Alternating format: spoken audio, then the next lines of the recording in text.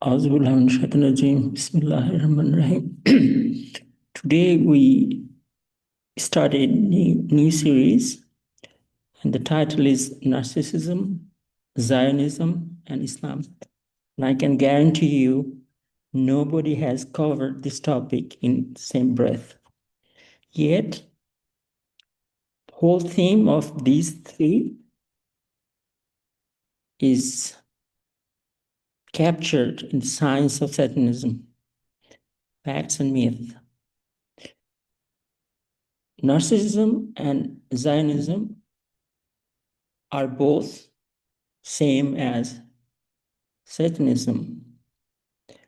And the remedy to that gravest malady is Islam. So that's the thing. The thesis that I'm proposing here, and you see that this is very unique. Shaitan is the ultimate narcissist. You see, if you ask a Muslim, what is a kafir? And they say, well, somebody who has no hope. In new science, narcissists are projected as such, like they have no hope. So that's why I'm saying the ultimate narcissist is Shaitan. No other human being can be truly narcissist because there's an opportunity for them to come back to true path, which is Islam. The opposite to narcissist is Prophet Muhammad, and he's the ultimate of empath or mu'min. Mu'min is a term that was used in Prophet's time, but these days people use the term Muslim. They say somebody became a Muslim, but it was never used that way in the Prophet's time. Somebody became Mu'min. Somebody took Shahada, he became Mu'min. So Mu'min literally is the state of empathy. And if you do not have kufr, for instance, is a state of narcissism, opposite to empathy. So when you have zero empathy, that's when you become narcissist. Every human, the next point is every human has the ability to act upon narcissistic traits or rahmat, empathetic traits. You see, narcissism is from Shaitan, rahma is from Allah. So we are created in the image of Allah. So you can act on traits that are given from Allah, or you can act on the traits of Shaitan. So that's the theory here, the thesis that I'm advancing. By choosing narcissistic traits, a person only harms his long-term future. In Islam, there's a concept of qadr. Qadr means universal order. You cannot change it. It's impossible to change whatever will happen in the universe. The physical part, you have no control over it. So by following the trait, only thing you harm is in your hereafter. In this life, you cannot change anything. So it's insane to try to do anything about it, especially selling your long-term in exchange of short-term gains. That's crazy. Nothing happens in the worldly life because it's part of Qadar universal order. Nothing can be changed. You cannot expect a bug stuck in a sandbag being carried in a truck to make a difference in its own path. It's governed by the rest of it. It's in the sandbag. And sandbag is being carried by a truck. So no way the bug stuck in there can make any difference in its trajectory. So that's the logic. So remember this thesis, and in this series, actually there might be 3, 4 of them, will establish the validity of this thesis, and you find not a single counterexample, logical counterexample that will say this thesis is incorrect. To begin with, talk about the contrast between shaitan and prophet. See, those two extremes. In mathematics, we always try to see what is the limit. If time goes to plus infinity, what happens? If time goes to minus infinity, what happens? Right? So just like evaluating a series, we look at the infinite values. So shaitan is the infinitely negative guy, and prophet is the infinitely positive guy. So if you understand both, we can choose the path we want to take. That's the idea. So let's look at some of the traits of shaitan. His divide of empathy. In new science, it's actually understood. They continue to say that a narcissistic person has no empathy. And we'll look at the science of it. And not only that, we'll see how we can avoid that, because we all have the risk of falling into this category. These are not monsters. We all have the ability to become monsters or become like prophet. Shaitan is extremely envious. If you come across a narcissist person, he is extremely envious. Doesn't say it because he lies all the time. But inside, he's dying in envy. I recently saw a meme that says that, you know why Israel hates Palestine so much? Because Palestine is everything Israel wants to be but cannot be. They're Semitic people, they're happy people, they're kind. It's the same dynamic. A narcissistic person hates a successful person, hates a person with empathy, completely hates them. And it comes from envy. Goes back to the history when Shaitan saw Adam and realized that Adam is going to be the viceroy, he's going to be the Khalifa. His first reaction, extreme jealousy, envy. Next trait is incessant lies.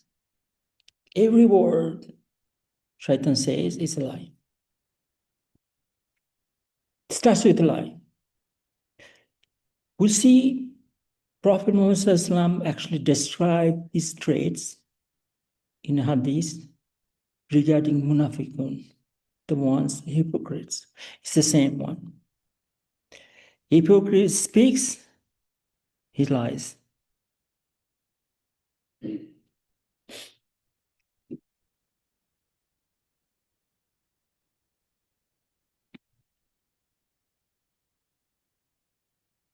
Shaitan also projects and gaslights.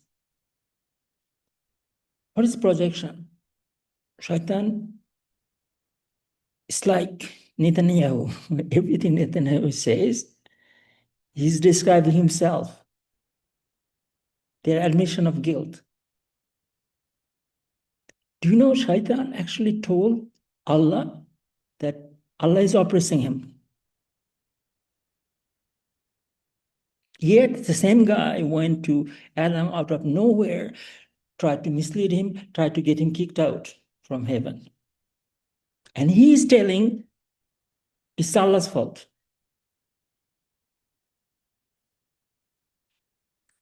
So this projection is extremely common.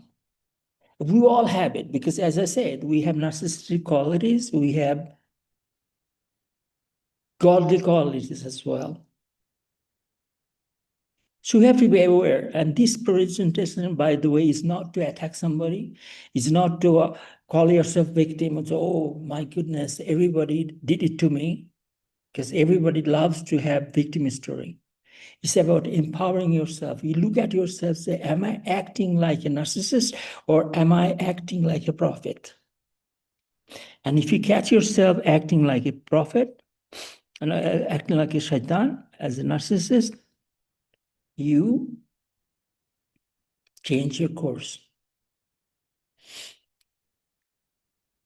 Shaitan is extremely manipulative. Every word he says has an ulterior motive. You can just think about people you know and how they behave. I know a few. I used to know a few. If they do not manipulate, they have no reason to lie.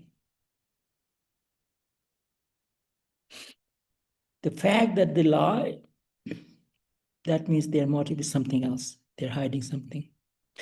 And hiding in Arabic is kufr, covering up. Same time, they're extremely secretive.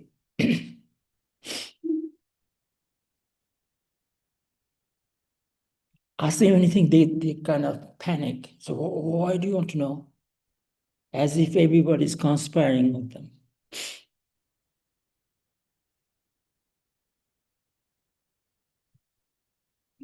Even simple things they want to hide. Sadly, when in Muslim countries, you see people constantly avoiding. They don't even use their real name, even with good guys. Everything about them is something false.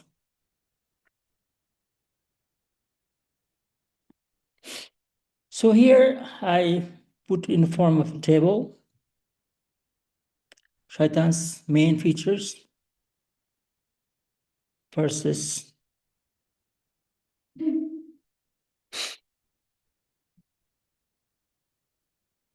Prophet Muhammad's main features. Keep in mind, these are example of minus infinity and plus infinity. So you are looking at the range. Shaitan has zero empathy. He's so devoid of empathy that he does not even look at his own future. If you look at the history, he gave up his own future to be able to mislead, even though he knows what will happen to him. So when you talk about lack of empathy, it also means your own future, later on others. That's why Shaitan hates the most himself.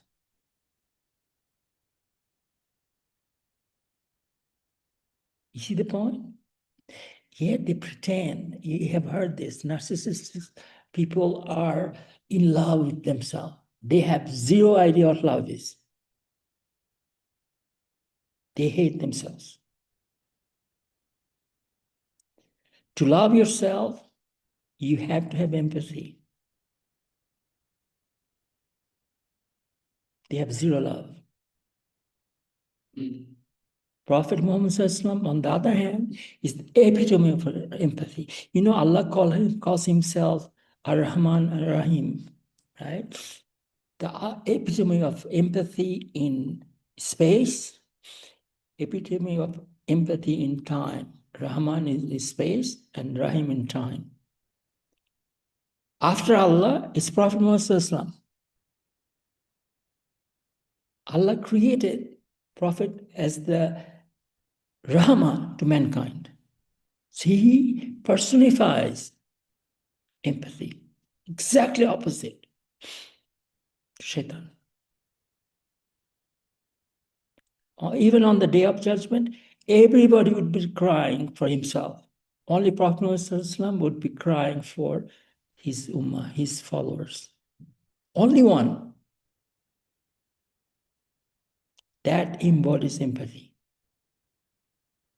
Shaitan always lies. There's a hadith that says Shaitan is a liar even when he makes a correct statement.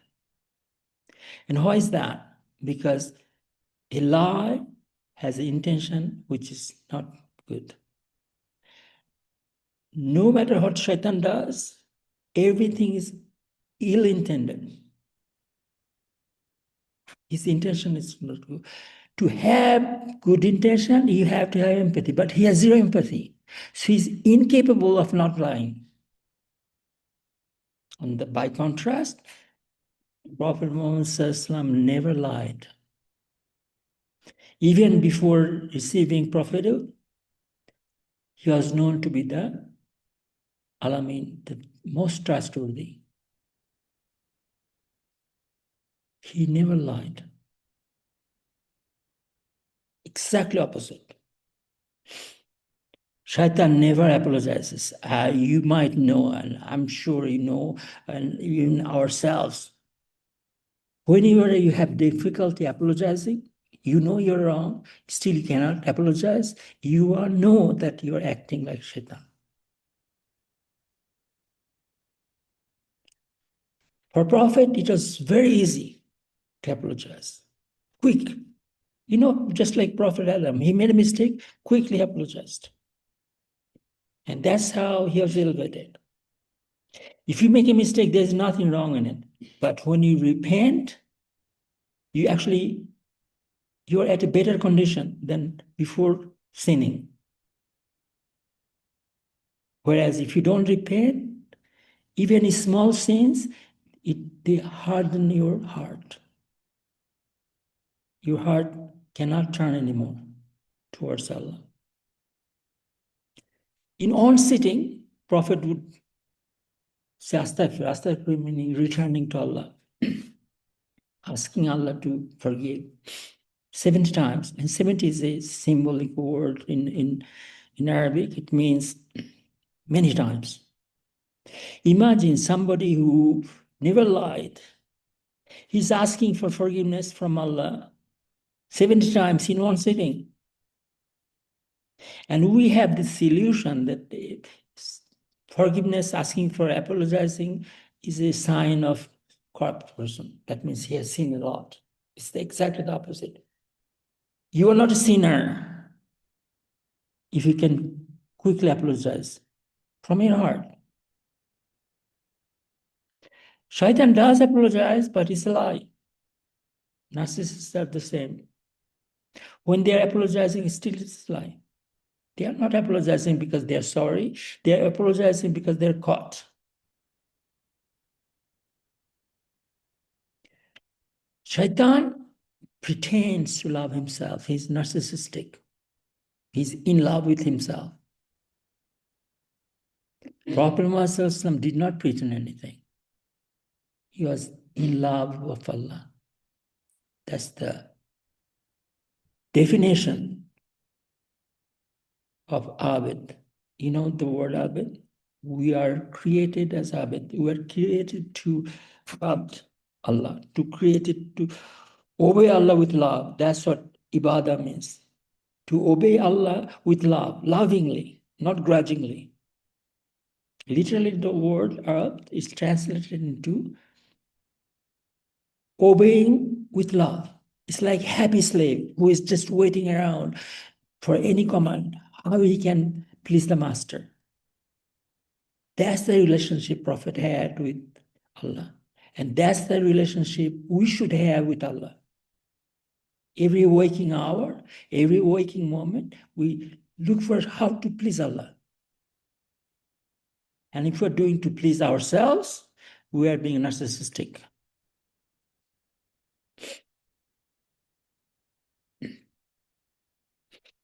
Shaitan is easily bored. This is a very new trend. Every kid you talk to, they're bored. Even grown-ups, they're bored. They do not know what to do. They're just playing game and browsing on the internet or just flickering through pages after pages, looking at news non-stop or whatever. Like they have nothing to do. Shaitan has a purpose, by the way. He's looking for a next victim. So are narcissistic people. They're looking for next victim. They want to line them up. In case they miss one, then they move on to the next one. Just like the scammers. They always have lined up. Prophet Muhammad, by contrast, never bored. He was always busy. Did you spend half or 1/3 of the night praying?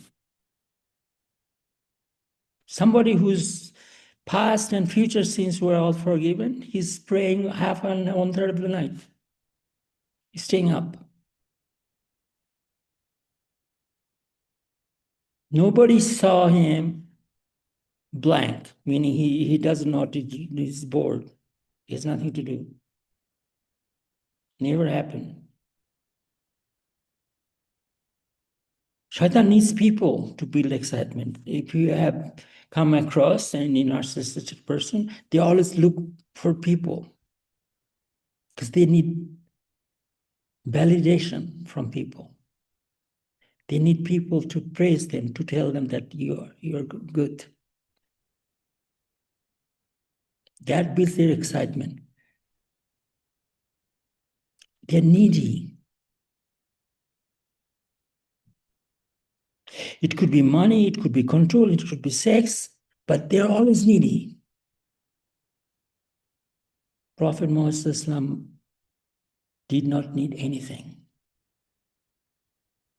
And that's the example he created. One companion told him, I said, I'm very sick, please pray for me. And he said,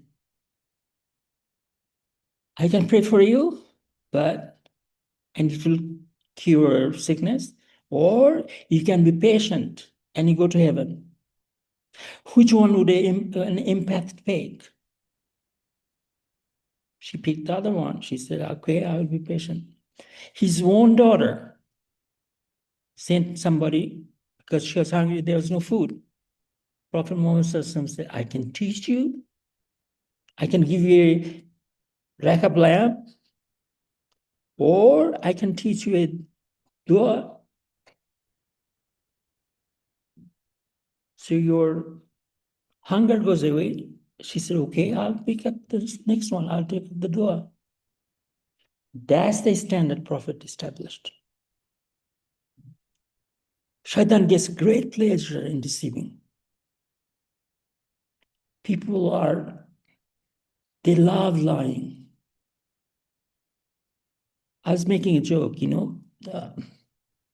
particularly cultural Muslims, they lie over everything. Out of nowhere, you're sitting in a plane and you meet the person and greetings. There's no need. First thing they say, well, I'm 35 years old, or I'm rich. Who is asking you? How does it matter? Everything about them is a lie. Out of nowhere, they love lying. They get pleasure. Whoever this, that, I love messing up people with lies. That's the one. That's the one shaitanic trait. If you come across any scammer, and there are plenty of them, exactly that. They love to scam, even for 50 cents. Gives them pleasure. Prophet only derived pleasure out of pleasing Allah. That's what our role is as a viceroy of Allah. Our pleasure comes from pleasing Allah. If it is coming from anything else, we're not going to heaven. Shaitan makes his own rule.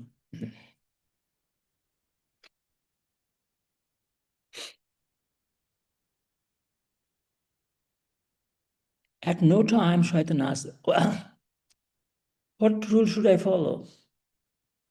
We see the model. Shaitan already knows what rule he's following. He completely makes it up because he decides first. I decide first, then when I'm caught, I'm going to justify. We call that the Iraq war model. Let's invade Iraq, lie about it, about Al-Qaeda connection and the yellow cake, that the weapons of mass destruction. Then when you're caught, you say, oh, Saddam Hussein had to be brought down anyhow. You justify. This is Shaitan's. When US said, when Zionists say that there is rule of law, they're lying. They follow no rule of law because they can break anything. You remember the infamous. They justified torture.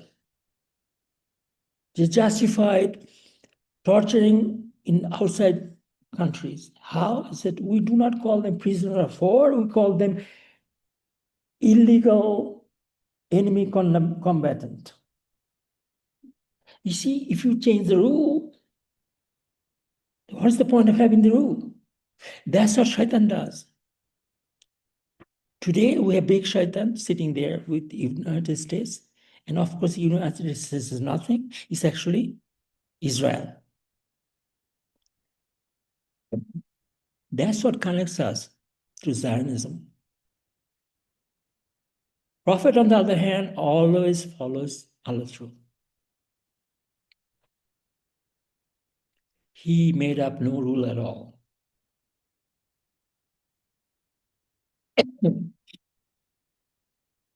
Clarified Allah's rule. He lived Allah's rule. He showed example of Allah's rule.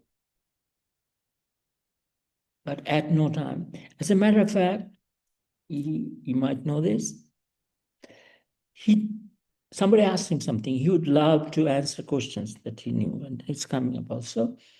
But one time he did not know the answer. So he thought he would get the answer the next day. So he asked the guy to come back the next day, and he didn't answer. He assumed that Allah would not abandon him, and he forgot to say inshallah. He seems to come back tomorrow. And what happened? For weeks, there was no revelation. The next revelation was, you should never say anything without saying inshallah. So if Prophet forgot even to use Allah's rule, he was harshly reminded because he was the example. Allah could not let that pass.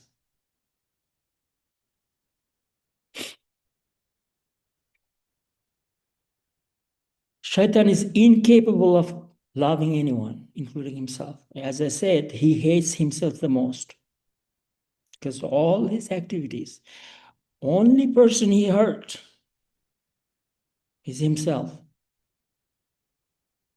Nobody can affect anybody else. Nobody has the power. And Shaitan knows that. He can whisper all he wants, but we have the ability to avert it. We have the ability because our connection is directly with Allah. We don't have to lose rahmah. We don't have to lose empathy. We don't have to follow him. That's why when you're punished, Shaitan will be punished for misleading us. That's different. But we are punished because we had an option. Shaitan could not impose anything on us. So ultimately, he hurts himself. Prophet Muhammad loved everyone. You see, Allah is the ultimate lover. Al-Wadud, he's the epitome of love. But after that, from among human, Prophet Muhammad is the ultimate lover. His ultimate love was for Allah, but for humans, it was the next. He worried about Ummah. Who knows, thousands of years, or we don't know how many years until judgment. And that's on the day of judgment, what he'd be saying? He would be wondering about his Ummah. He loved them so much without seeing them. Shaitan is incapable of respecting anyone. And this is very common. You say, oh, but he respects me. Shaitan does not know what respect is. You know how? Who should be most respected? Allah calls himself Al-Aziz, the epitome of respect. Who is the next in line to be respected? Prophet Muhammad. Who is next? The most righteous one. Yet the wretched one, yet the bad guys, we think they respect me, respect us, because he was nice to me. Complete lunacy. Just like they're incapable of loving somebody, they're incapable of respecting somebody. It's not there. So when we are having difficulty respecting somebody who's good in Islam, who is righteous, we should say to ourselves, what am I being? Am I being prophet or am I being shaitan? This self-reflection is very rare in non-moments. And even in moment, it's very rare because most of the Muslims today do not take Islam seriously. They are not conscious about it. I often ask cultural Muslims, when did you last take Shahada? Some of them say, what do you mean? One of them, I remember, said, what do you mean, Shahada? Of course, I'm a Muslim. But you don't pray. You don't fast. So I do my own way. During Ramadan, I give a lot of charities. You see how they're making up the rule? Just like shaitan. And that's why I say repeatedly, cultural Muslims, they know the facts, and yet they disobey. And they are the most culpable. If you have any doubt, read Surah Baqarah, verse 85. Remember this, verse 85 of Surah Baqarah describes those Muslims, so-called Muslims, perfectly. They have zero akal. What is the akal? This is conscientious logic. The logic that it starts with good intention. Because shaitan is incapable of having good intention, his akal is zero. His ability to think consciously is zero. And akal makes us human. You realize that. We would say that Homo sapiens means thinking group and blah, blah. It's the ability to think. Ability to think what? Only logically. Shaitan thinks, everybody thinks.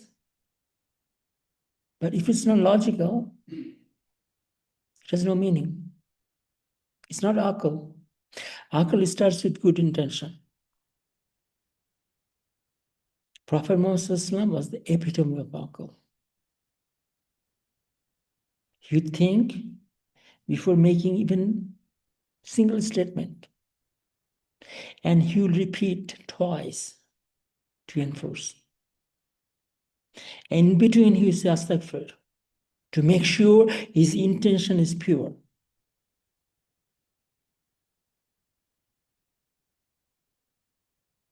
Shaitan has zero trust in Allah and anyone else. You see how we know?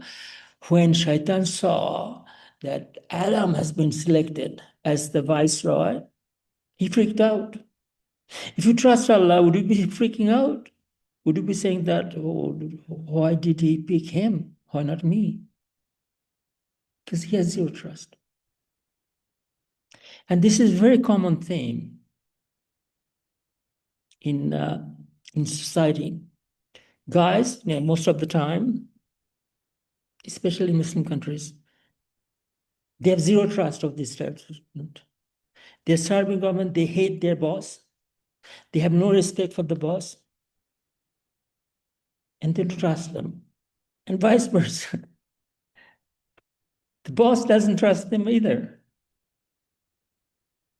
Sometimes I cannot blame them, but it goes both ways. Zero trust in Allah automatically means they cannot trust anybody. By contrast, Prophet Muhammad had the greatest trust in Allah. And he was trusting by default. Any new person would come, he would say, Assalamu alaikum. What does it mean? You're fully trusting. The word mu'min actually means trusting. Allah calls himself al-mu'min. He trusts us so much that he let us do all this facade. He gave us time. So look at the contrast. Shaitan would literally order people to mutilate animals, and its self-harm is the same. Randomly, you're like possessed. And this is what happens if you lack Rahma, if you lack empathy. You can be very cruel, including to yourself. So who is somebody who is cruel to himself? How can he be kind to anybody else? But the word in 119, Quran 4, chapter 4, verse 119, actually uses the word order. He will order people to mutilate animals.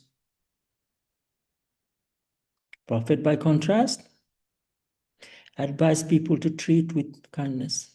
Even in war, even in the height of excitement, you have to treat with kindness.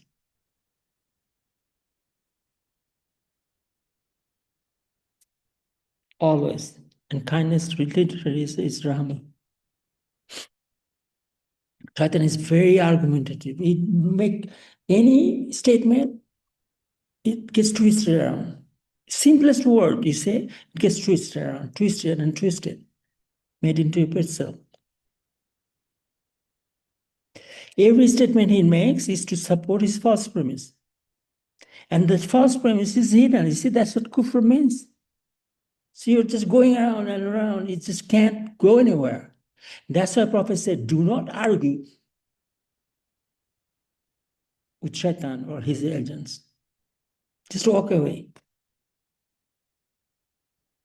Prophet said, he forbade us arguing. Only time we argue is to reach to the truth. If you have no inclination to reach to the truth because you hate truth anyway, see, there's a saying that the biggest way, the best way to tick off narcissists is to tell them the truth. They become very angry. Empath, on the other hand, this is a misconception that why are you angry if it is not true? It's not true at all.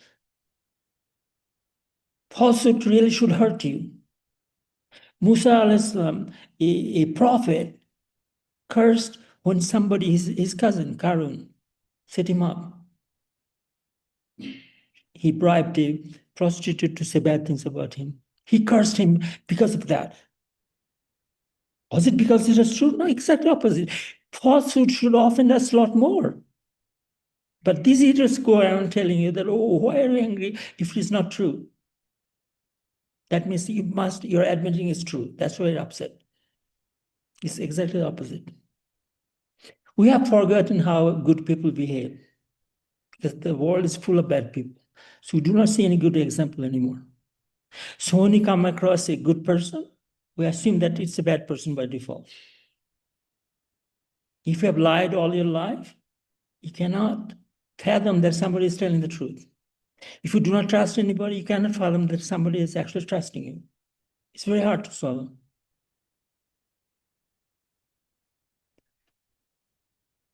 Shaitan always police. Everything is about facade. And we'll see the extension of that. Pollution can be both ways, doing something that is haram or doing something in excess, even if it is halal. Right? Eating is halal, right? But eating too much is haram because it's excess. Spending money is halal. Spending too much is haram. On the other hand, spending money on wine, spending money on makeup, or spending money on fashion, these are spending on haram. There's a word for it. Anyway, Shaitan personifies wasting and polluting. Prophet Muhammad never polluted. He said, even when you are making wuzu from a river, you should optimize the use. So everything is measured, very tight. You minimize your footprint. Shaitan never listens to anybody. Have you tried to argue? Say you are arguing something. A narcissist continuously talk. They never listen. And when they are listening, you know why they're listening? To make counterexample. It's just so funny. And that's Shaitan. Never listens. Prophet always listened. The silliest of argument, he said, listen, he would listen. Then said, did you finish? He said, yes. He would not interrupt in between. We constantly do that. Wait, I have to make my point. What is the rush? Because we are driven by Shaitan. Prophet always listened and always answered. If he could not get the answer, he would say, come back, I'll give the answer. We talked about that. Because his knowledge also came from Allah. Our knowledge, the one we are most satisfied with, comes from Shaitan. We're very quick.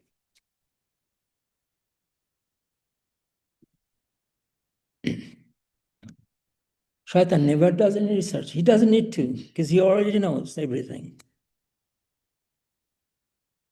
He knows everything. Very quick. He talks like, have you heard Ben Shapiro talk? Nowadays, even Yasir Qadhi and all this Mufti Mink, he started to talk like that. Complete nonsense, complete lie, but non-stop. They know everything. Very quick. Faster than ChatGPT.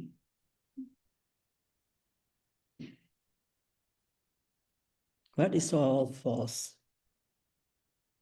This is made spontaneously and to serve the purpose. You know, remember how manipulative he is? Prophet always did the research. Always sought guidance from Allah. Even before explaining something, he would say Bismillah. To make sure that he has the approval of Allah.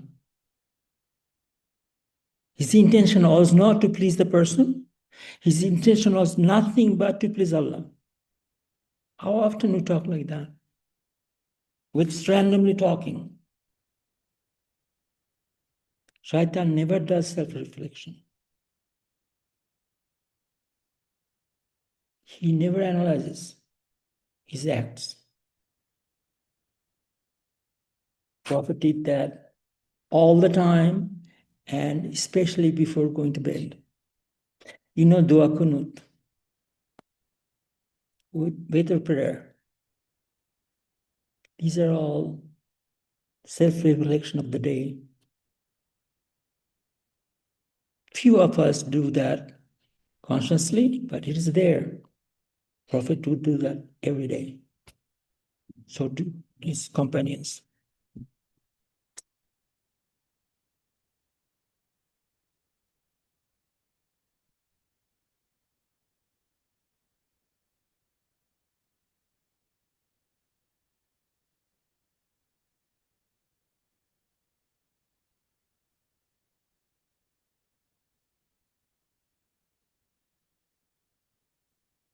Shaitan never forgives.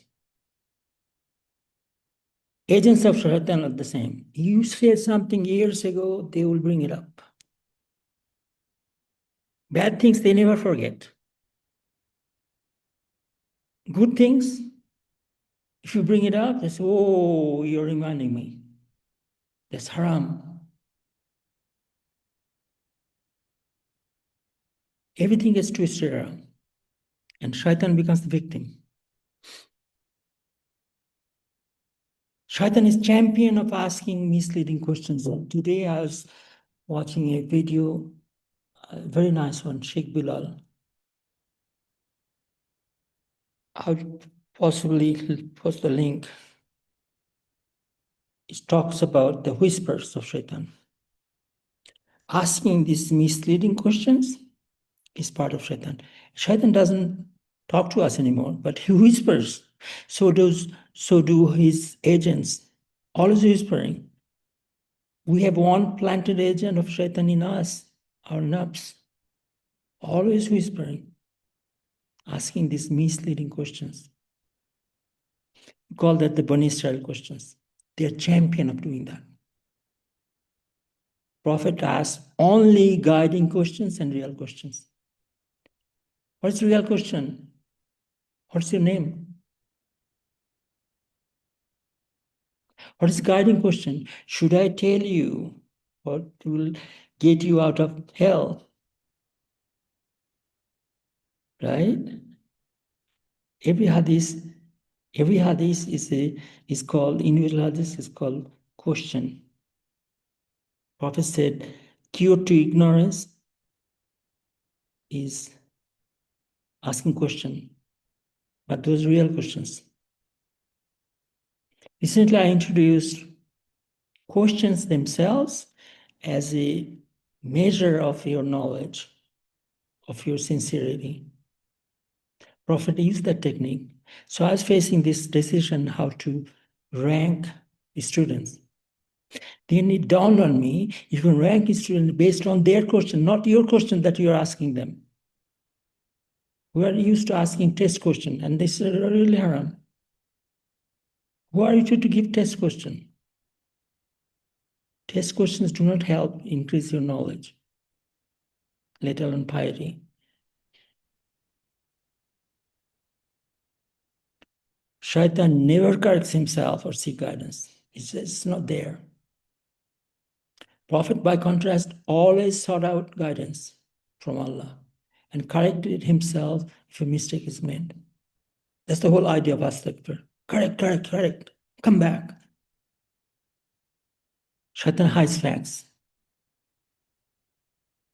Shaitan has no interest in seeking the truth. Muslims, Prophet Muhammad, for instance, sought out truth. And this is the only guy, he said, it's obligatory. It's fard to seek the truth. It's obligatory. That means you are not a Muslim if you are not seeking the truth. If you are dead and you did not seek out truth, you did not die Muslim. It's a dynamic word. Seeking is a dynamic word. You do not become alim just by having a degree. Constantly you have to seek. Before every action, you have to seek the truth. Shaitan is the epitome of pride and hubris. You know that. It's the pride that destroys life.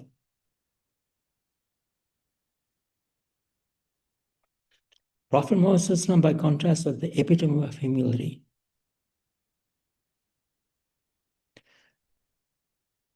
Shaitan, by declaration, is 4:119. By declaration, he said, I will cause cognitive dissonance. I will give them lust and fallacious thinking. He is declared that. He do that for everybody. By contrast, Prophet promoted conscientious thought and self-restraint, exactly opposite to lust and lack of akal. Shaitan, 4 things he does. Number 1, cognitive dissonance. Number 2, give them desire or lust for money, sex, and control. Third, they mutilate, order them to mutilate animals. 4th is change everything natural to artificial. See, even ourselves, our natural way of thinking, we're created to please Allah, right? That's the purpose of creation. That is changed into pleasing ourselves. It's called self-deification. You're worshiping yourself. You're becoming a narcissist. That's not our nature. We're created by Allah to obey Allah with love, willingly, happily. We have changed that. And the last thing we like in life is to obey Allah. It's too much trouble. You see, we're in stage 4 of that. Prophet, by contrast, ordered to preserve natural traits of everything. You see, he personified fitra. He personified natural traits that we were born with. And he said, go back to your natural trait. You were created perfectly. That's your natural state. Go back to your natural state. Exactly opposite.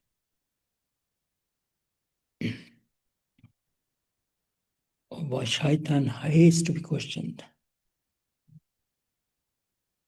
If you met with any narcissistic person, and Allah knows I have met a few, they hate to be questioned, anything. So why are you asking? What, you don't trust me? It's called mea culpa. On the other hand, Prophet loved to be questioned. He would come every day and he said, do you have any question for me? He would love to answer questions.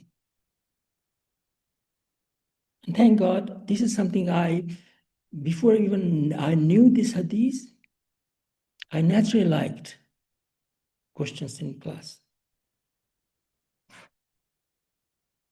I never took note to class, but I relied on questions. And sometimes I would cover like 2 pages. Rest of it is just question and answer. Recently, 2 slides in 1.5 hour talk, because everything else was question and answer. Indeed, the book of hadith, the individual hadiths are called questions. It was the same with Yule Emperor 5,000 years ago. The book literally is called Book of Questions.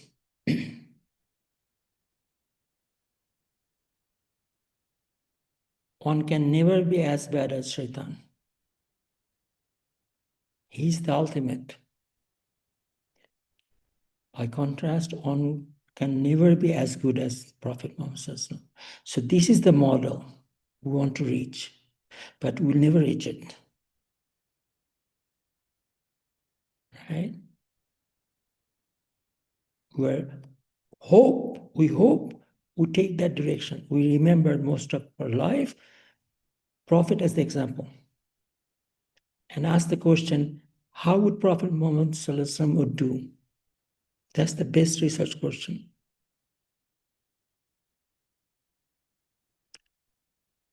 I'll close today's talk with this Qudsi. He said, Allah is saying this, I am to my slave what he perceives me as. It's very profound.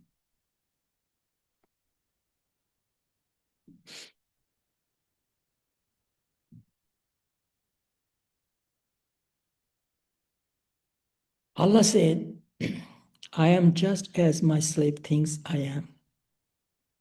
So if you think Allah is cruel, He's going to be cruel to you. Because your perception, you created it. If you think Allah is kind, He's going to be kind to you.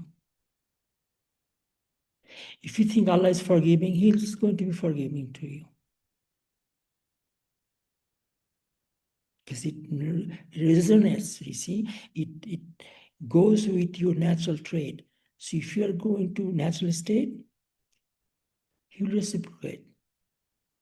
If you're going to against your nature, He'll help you going into the wrong direction. In Surah Baqarah, I think verse 26, 27, said Allah leads and misleads, but never misleads the one,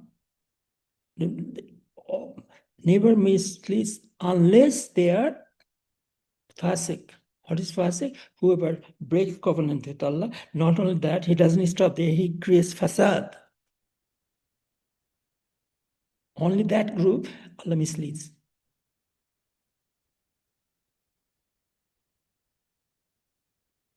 Then Allah says, and I am with him if he remembers me.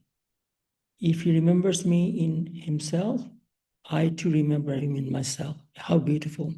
Can you imagine a creator telling us this? And if he remembers me in a group of people, I remember him in a group that is better than they are. And if he comes one span nearer to me, I go on cubit nearer to him. And if he comes 1 cubit nearer to me, I go distance of 2 outstretched arms nearer to him. If he comes to me walking, I go to him running. How beautiful. With that, I'll close today's. Thank you very much. Assalamu alaikum.